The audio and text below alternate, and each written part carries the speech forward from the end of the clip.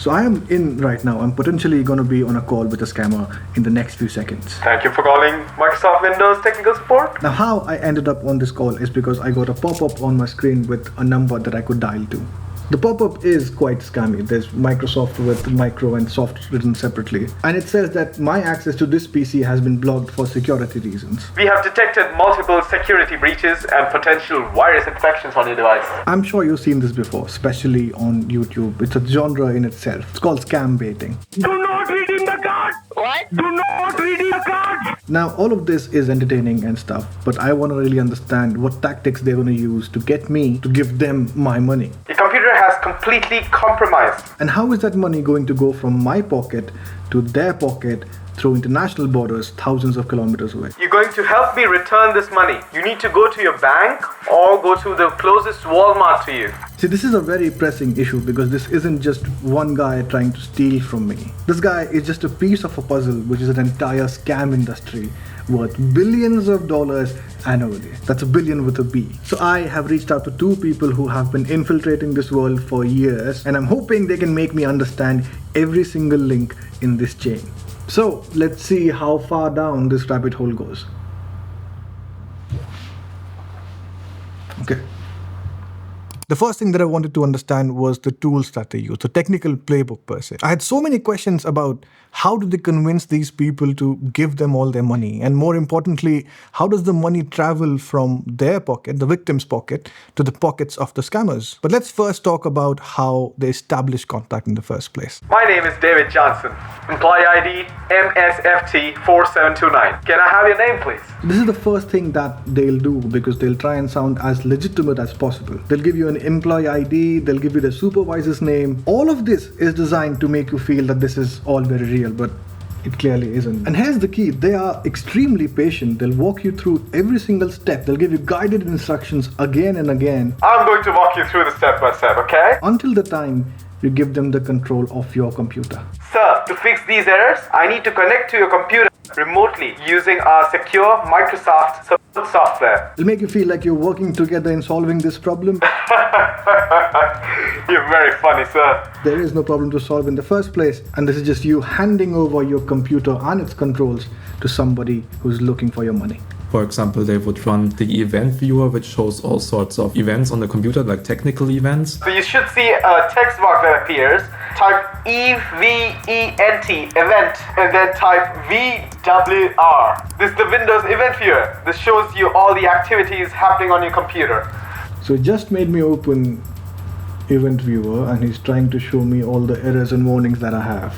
The event viewer trick, which is kind of brilliant in its simplicity. See, every Windows computer logs system events, background processes, starting and stopping, routine updates, very menial, regular system day-to-day stuff. And more often than not, the system is quite capable enough to fix it by itself. But when a scammer opens this on your screen, suddenly you are bombarded with hundreds, if not thousands, of critical messages. And then some of the events, they're labeled as critical. They do have like a warning triangle there. For someone who doesn't know any better, that looks quite dangerous, or like they would assume there's actually something wrong. And if you are 65 and you have just been told by somebody who seems very tech savvy that your system has been compromised, those red warnings, they look quite terrifying. And that's exactly what these scammers are dependent upon. The fear, the urgency, the scale of the mistake of not responding to this. The goal is to make the victim think that something is wrong and that they need their help and they need to act urgently. They convince the victim that they need to take money out of their bank account. They then come up with a very creative way to get it into their hands. But the event viewer thing is just step one. For them to do anything of any substance really, they need to gain control of your computer. And for that, they use legitimate remote control softwares. There are some big companies out there called, for example, AnyDesk TeamViewer, which is now more rarely used. Other commonly used ones are ConnectWise Screen Connect or UltraViewer, and also Supremo Control. Now these tools are quite important. They're used by legitimate IT professionals to help their clients remotely. It's just terribly unfortunate that these tools are being almost weaponized by these people of malicious intent. Yeah, they use that software to, to get the control of the computer. Now once they have that access, they now own your screen. And that is where the real manipulation starts. What is he doing now? I think he's trying to change my bank account balance. And they use some very basic HTML techniques to really gaslight you into thinking that your bank account, which had just $500 a few minutes ago, now accidentally has $50,000. Yeah, I think he's trying to change the bank balance through HTML. Is this HTML? This is HTML. Look at what he's opened now. I can see he's changing it to 32,846. What the fuck is happening? I have never seen that amount of money. What the fuck? What the fuck? It's not an accident. If you refresh the page, it will just go back to what it was before. If he's going to ask me all of this money back and this is like a regular size scam for him, this guy is earning, this guy is loaded, this guy is absolutely loaded. What I learned next was quite shocking, to be honest. I thought these people were just lowly men and women in a small room somewhere with a laptop and a dream. But that is so not the case. These are full-fledged corporate operations with organizational charts, with business plans, with real offices and HR. Why? I don't understand. Why do you need an HR? You are violating every single rule of humanity and you have human resources. What is happening? Let's talk about your America Geek investigation a little bit. You went to India specifically for it. So for me, America Geeks was the first bigger call center.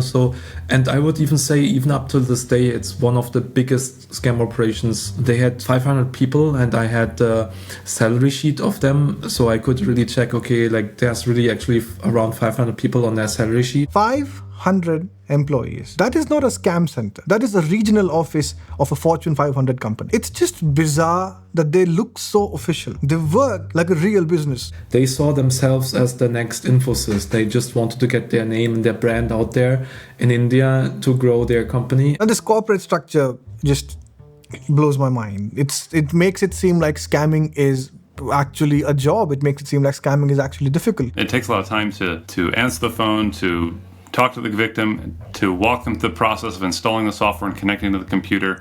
It's like a 15-20 minute process. The more experienced scammers, the one who are very good and manipulative, like they would rather pay somebody, a smaller amount to get them that far so that they can then take over and then drain the account and get them to do everything else. And so they will hire these openers to basically do this, and then they'll eventually get the call passed over to the closers, or sometimes they call it the banker. The opener's job is simple but time-consuming. They answer the phone, sound professional, they walk the victim through downloading remote access software, and they build trust. This takes about 15 to 20 minutes of patience and some broken English. And for that, they make around $300 to $400 plus a very fast-track incentive to become a closer, because that is where the real manipulation begins. Once the computer screen is shared, once that victim is vulnerable, the call gets transferred to a closer.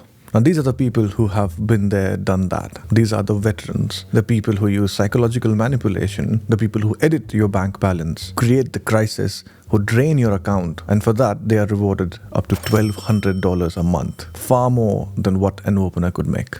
But is money the only thing that is making them do all of this? Is it just greed, or is there something far more complex than that? आप वो बता सकते हो क्या आप यहाँ तक पहुँचे कैसे, आपको लोग मिले कैसे ये वाले, यार आपका बैकग्राउंड वगैरह क्या था इसके पहले? मैं कॉलेज में था, कॉलेज होने के बाद बहुत सारी जगह पे एप्लीकेशंस दिए, लेकिन कहीं भी हुआ नहीं इंटरव्यू का। अच्छा, कौन सी डिग्री आपके पास? वैसे मेरे पास बीटेक किया है मैंने। बीटेक किया आपने? जी। He was a university graduate. He had a bachelor's degree in engineering and he could speak English quite well. But more importantly, he was unemployed. अगर कैंपस से कुछ नहीं मिला तो आपको ये कॉल सेंटर वाली जॉब मिली कैसे? नहीं, मुझे एक बार एक कॉल आई थी और वो कॉल पे बोल रहे थे कि उनको मेरा नंबर कैंपस के इंटरव्यू से मिला था. He had great technical skills. He just couldn't find a job. And that's when a legitimate company came to his campus for recruiting and offered him a job worth $700 a month. What would you have done in that case? और कुछ बताया था क्या वो काम के बारे में कि होगा क्या काम में, आपको रिक्वायरमेंट्स क्या हैं, आपके सैलरी कितनी है, इस तरीके का कुछ? मतलब काम तो ये बताया था कि हमें एक कॉल सेंटर में काम करना था. अच्छा. तो और उनके पास से लग रहा था कि ये बहुत ही लेजिट कंपनी है. अच्छा. और काम तो ये बताता कि यूएस प्रोसेस है, कस्टमर सपोर्ट है, तो इसलिए मैंने हाँ कर दी. और सैलरी भी बहुत थी. अच्छा. क्योंकि जो मेरे इंजीनियर दोस्त थे जो वो जितना कमाते थे उनसे ज्यादा मेरे को सैलरी मिल रही थी, तो इसलिए मैंने हाँ कर दी। आपको करना क्या होता था? मतलब आप अगर सुबह गए ऑफिस तो आपका दिन में क्या होता था? मतलब मेरा काम बहुत ही सिंपल था। तो जब मैं सुबह ऑफिस जाता था तो मुझे एक लिस्ट दी जाती थी और उस लिस्ट में नंबर थे, तो हम हर एक कस्टमर को कॉल करते थे और हर एक कस्टमर का अलग प्रॉब्लम होता था। समझो कुछ का प्रॉब्लम वायरस का होता था, कुछ का प्रॉब्लम उसका रहता था, ट्रांजेक्शन का रहता था, तो हम उनको कॉल से कनेक्ट करते थे। अच्छा। और उनको बताते कि ऐसा ऐसा प्रॉब्लम है, और अगर वो क्लाइंट कस्टमर मान गया तो हम वही कॉल हमारे सुपरवाइजर को फॉलो करते थे। और उसमें भी हमको एक टास्क था कि समझो हम इतने क्लाइंट्स को हमने आगे किया कॉल सुपरवाइजर को, तो हमें उतना ही ज्यादा सैलरी बोनस मिलेगा सैलरी में। That list that he's talking about, that's the problem that we need to address at this moment. Because every scam call starts the same way. Someone has your personal information, your number, your address, your social media profile. Your personal information is spread everywhere, in news articles, in social media accounts, in personal directories, old forum posts, even AI results. And every piece of that exposed data is a gateway for a scammer to get to you. And it's a very real problem. In 2024 alone, 1.3 billion people had their personal data exposed in data breaches, a 211% increase from the previous year. And this information doesn't really disappear by its own. It spreads, it gets indexed, it becomes permanent. And some scammers don't just use this to call you, they use it to target you specifically, profiling you and thereby creating scenarios very personal to you. Now that can be very dangerous. Now something that can help mitigate this problem is today's sponsor, INCOGNI. So here is how INCOGNI works. Once you sign up, you give INCOGNI legal permission to work on your behalf. It then scans the internet to find wherever your personal information is, and not just through data brokers, but also through directories and public databases that people don't even think about. After that, INCOGNI's team sends a removal request, a formal removal request according to the privacy laws in the country, and not just a polite ask, a legal demand to delete all of your information. And if those sites and forums ignore the request, they will follow up. INCOGNI follows up multiple times until your data is completely gone. But the real value of INCOGNI is in a feature called ongoing protection, because even after your data has been deleted off their websites, some bots might scrape it up and re-upload your data months later. But INCOGNI's ongoing protection helps with that. It keeps scanning automatically for wherever your data pops up, making you stay clean not just today, but staying invisible in the future as well. With their unlimited plan, you get access to custom removals, which means if you ever find data somewhere manually by yourself, you can just put that link into INCOGNI by yourself and INCOGNI will take care of it again. And in the few weeks that I have been using this, it has been very, very effective of taking my data off the internet. You can try INCOGNI with a 30-day money-back guarantee. And if you use the code Altinfinity at INCOGNI/Altinfinity, you will get 60% off the annual plan. You can scan this QR code, or there is a link in the description as well. So take yourself off the pipeline before your data becomes a scammer's next target. So thanks to INCOGNI for supporting this channel and giving real people important tools so that they can ongoingly control where they appear online. Alright, back to the interview. पता कैसे चला कि मतलब कुछ problem है? मतलब ऐसा तो शक नहीं हुआ था, लेकिन कुछ समय बाद हमने एक ही साल में 2-3 बार हमारा ऑफिस शिफ्ट किया। एक साल में 2-3 बार? हाँ भाई, 2-3 बार शिफ्ट किया। और एक बार तो हमारा ऑफिस एकदम बहुत शहर के कोने में छोटी सी बिल्डिंग थी, तो उधर हमारा ऑफिस शिफ्ट कर दिया था। एक मिनट, आपके ऑफिस में कितने लोग थे? लोग तो भाई बहुत थे, मतलब पूरा ऑफिस भर जाता था। करीब 100-150 लोग थे हम एक बार ऑफिस। 100-150 लोग थे आपके ऑफिस में? हाँ। I have talked with several scammers who have been employed at these call centers or who currently are involved in these call centers, and they've told me that they didn't even know it was a scam at first. They just thought that they were coming in to do customer service or lead generation. आपको ऐसा कोई incident याद है कि जिसने एकदम मतलब confirm कर दिया कि यार ये प्रॉब्लम है? हाँ, मतलब एक नहीं बहुत इंसिडेंट है इसे, लेकिन एक बार जो मैं कॉल सुन रहा था, तो वो जो सामने का क्लाइंट था ना, वो पूरा रो धो के बात कर रहा था। और फिर मुझे ऐसा लगा कि नहीं, इसमें कुछ तो गलत चल रहा है। आपके सुपरवाइजर से वो रो के बात कर रहा था ऐसा? हाँ ऐसा। आपको कैसा लगा वो सुन के? मतलब मुझे भी बहुत डर लगा और मैं सोच रहा था कि मैं ये क्या कर रहा हूँ।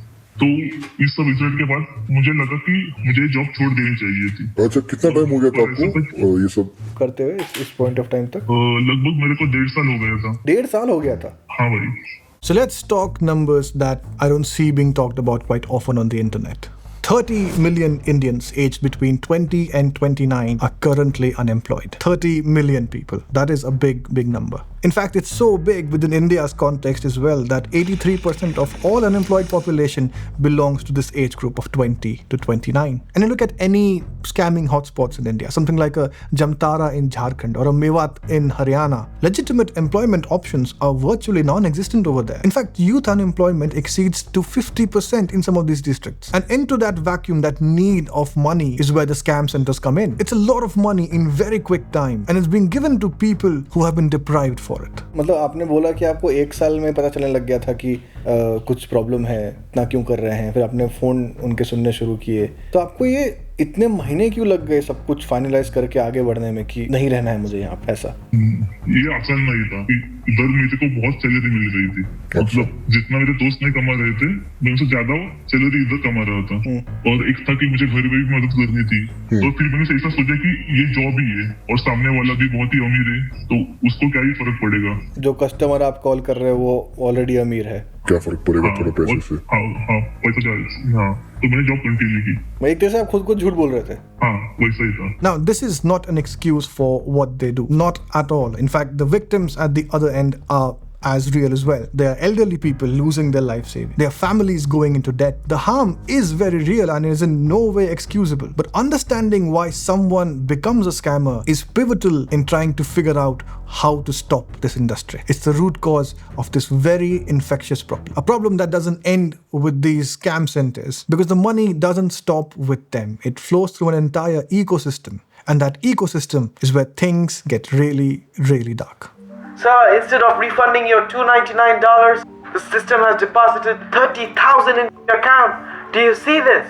You're going to help me return this money. You need to go to your bank or go to the closest Walmart to you. So let's say someone falls for the trap and agrees to pay the money. So what happens next? How does the money go from the victim's pocket to the scammer's pocket? So scammers are having to get more creative with how they get that money. A lot of times they'll ask you to go down to Walgreens or Walmart and buy gift cards because these things are easily, sent. All you got to do is just scratch off the code and take a picture, and then the scammers can redeem that card. Gift cards sound very trivial, but the scale isn't. In 2023, people in the US reported $217 million in duped losses through gift cards. And the reason that they work for scammers is because they can be redeemed so quickly and is virtually impossible to trace or reverse. Let's say that a scammer has somehow convinced an elderly victim that she was overpaid $500 into her bank account. At this point of time, she's been kept on the phone for hours, harassed and told that if she doesn't return the money, something bad is going to happen to her.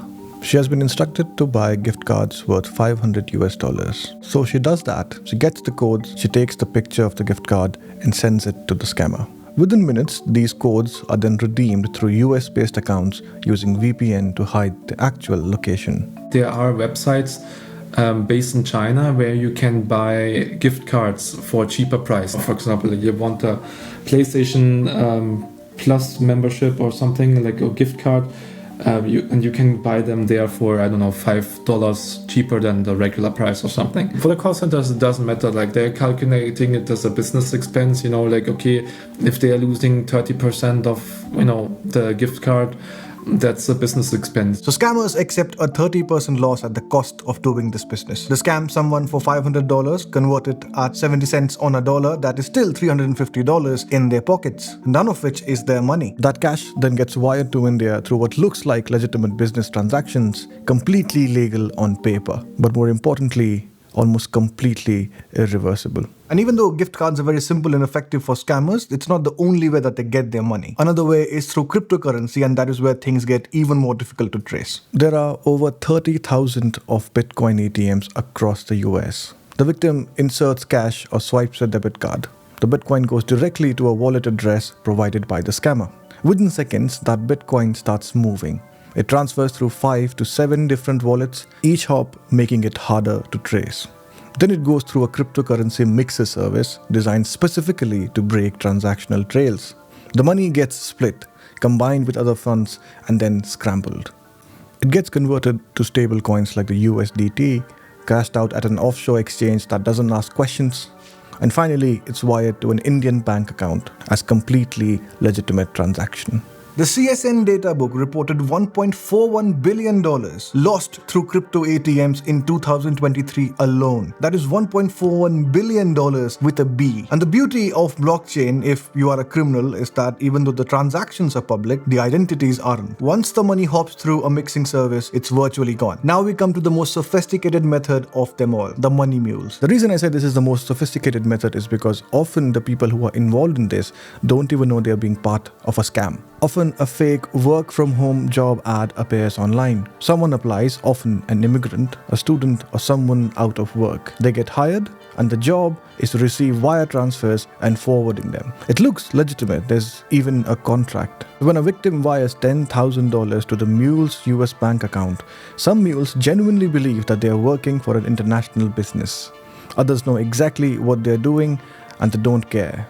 The commission is good enough. They then forward this money through Western Union or MoneyGram or something similar, and here's where the money completely disappears. See, the money hops between different countries, each with their own set of laws, their own set of regulations, and their own relationship with the US. So every border that the money crosses makes it harder to follow. Every jurisdiction adds another layer of paperwork, of legal barriers. And as and when it crosses more and more countries, law enforcement would need cooperation from multiple jurisdictions just to track one transaction. And that is assuming the governments would want to help. And if you can scale that to the number of scams that are happening on a daily basis, it's virtually impossible. Final destination, a Hawala network. Hawala networks have existed for centuries in South Asia and the Middle East. They are highly informal money transfer systems based on just honor and trust. No banks, no paper trails, no way for authorities to follow up. Perfect for scamming though. The digital trail ends here. The money vanishes into a system that's existed for centuries, long before anyone thought to regulate it.